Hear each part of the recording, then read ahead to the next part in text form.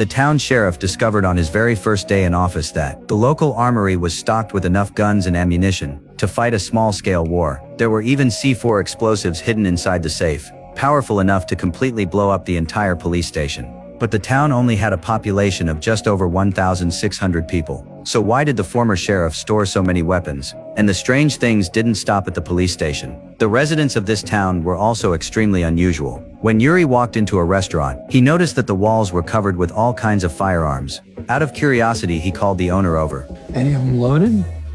Wouldn't be much fun if they weren't, would it?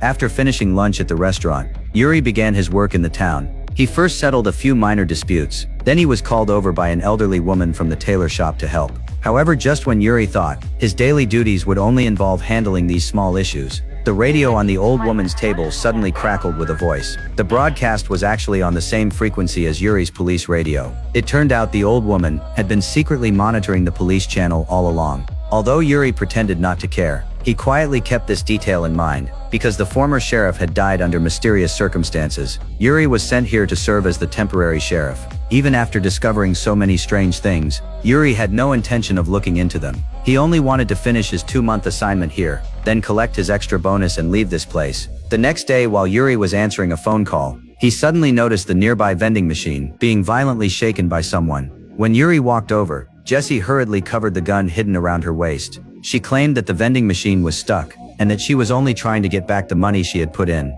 Looking at the embarrassed and nervous woman, Yuri didn't expose her lie. Instead, he paid out of his own pocket and bought Jessie some food. But around the corner not far away, someone was secretly watching them. The moment he saw Yuri, he immediately pulled back and hid. After Yuri walked away, the man finally approached Jessie. However, after the two had eaten their fill, they walked straight into the town bank and robbed it. It turned out that Jessie and Mike were not residents of the town. They were a desperate poor couple with nowhere else to turn. The reason they chose to rob this bank was because they believed the location was remote enough. But after robbing the counter, they found less than $2,000. This made Mike completely lose his patience. He grabbed the bank manager by the collar, forcing him to open the vault immediately. Although Jessie kept warning him that they were running out of time, Mike refused to listen. Just then, an elderly man inside the bank suddenly suffered a heart attack. The frightened couple immediately lowered their weapons and rushed over to help give the man his emergency medicine.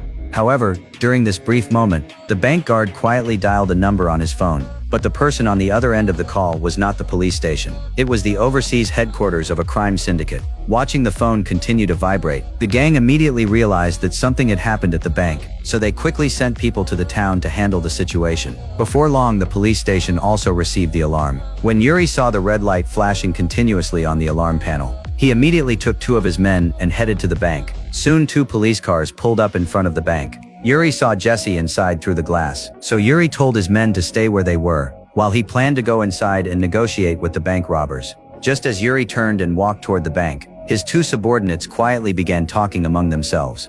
What are we gonna do about him? Why are you asking me? Calm. Clean's messy. I'm going to talk to them.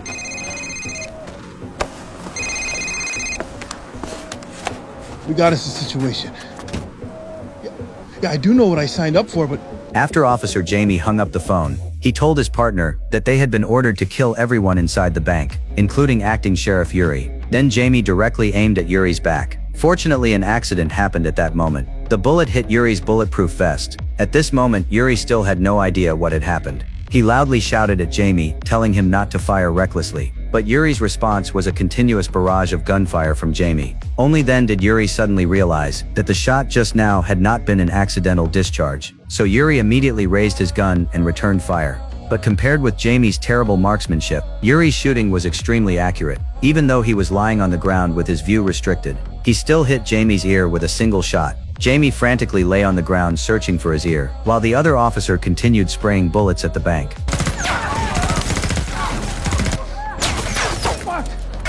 Get behind me!